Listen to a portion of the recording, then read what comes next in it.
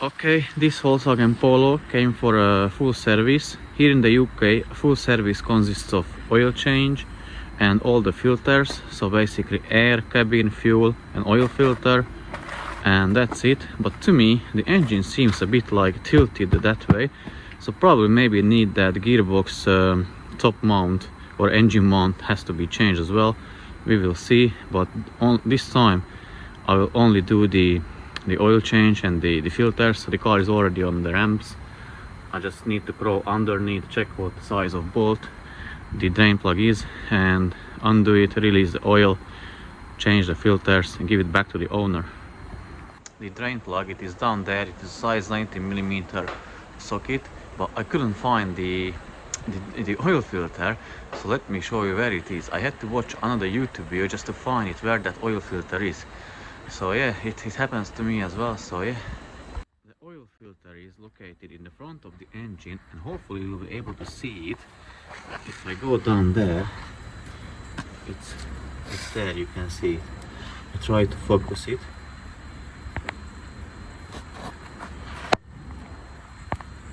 Yeah, that's the oil filter, and it has a, you will need a 30mm socket to undo it. So now let me undo the oil filter, drain the oil from there as well, put back the new filter, fill the engine up with oil, then change the air filter, which is on here underneath this plastic cover. I still need to find out where the cabin filter is. I'm guessing it's inside the cabin. And also for the fuel filter, I'm guessing it's on the side where the fuel filler tank is, which is here, and it should be somewhere down there. So I need to remove that plastic cover to get access to it, take out the old one and put back the new one. As I said earlier, the air filter is located here underneath that plastic cover. You'll need to undo a bunch of Phillips screws. Once you undone them, you can lift it off.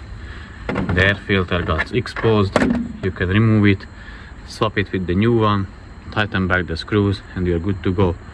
You can carry on with the rest of the filters.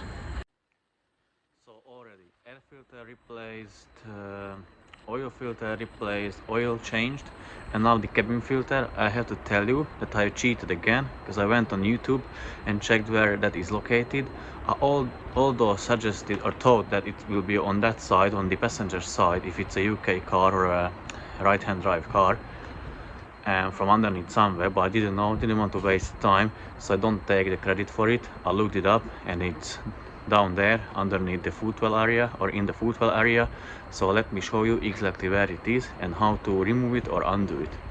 So in the right-hand drive cars, you have the footwell area here, the passenger side, and if you look underneath it, thankfully it is not even covered. So if you look underneath it, there is the air filter location, that one. So you basically just push those two tabs together to each other. Hopefully I'll be able to record it. Let me switch to another camera. So now you should be able to see it better. So basically push this one there, this one here. Yeah, now they should come, it should come off. Yes, you can remove the old air filter, blow it out a little bit, I mean not the air filter but the area, and then put the new one back in. Oh, and check the airflow. I guess the airflow will be that direction, so the arrow will be pointing that direction because the air is coming through here to that area, but let me check.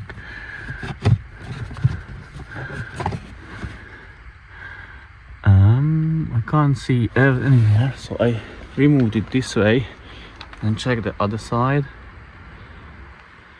There is no airflow mark, but I still guess the air is coming from that side. So I put it back, the new one, that way. So first I'm going to fill the engine up with oil and then go down from the ramps and just reverse on one ramp with the right rear wheel, because the fuel filter is located there underneath the fuel tank. So I'm going to use just one ramp again. I didn't know it for myself because I never done fuel filter on this one before, so I looked it up on YouTube. That's what you're supposed to do as well. You can find a lot of helpful information out there.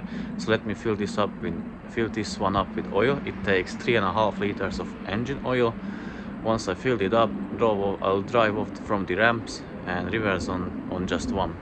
Here is the fuel filter for the Polo. It has 3 connectors, like 3 fuel lines, 1, 2, 3. I got pliers for them, as you can see, but you should be able, because they are push type connectors, you should be able just to push them and pull off the fuel lines. And also this one, the fuel filter, is held in a bracket underneath the car. I'll try to show you where it is located, how it is looking like, but I won't be able to record it. I want to get it done as soon as possible and then go and have a dinner. So let me show you where that is located. So this is the rear side of the car, and if we go under, you should see the fuel filter, which is down there. And as I said, you see that connector, let's say that one, that has a green tab. It has a green tab from the bottom and the top as well. So you push it and that releases the connector. You push away the connector, and here is the bracket which I've been talking about.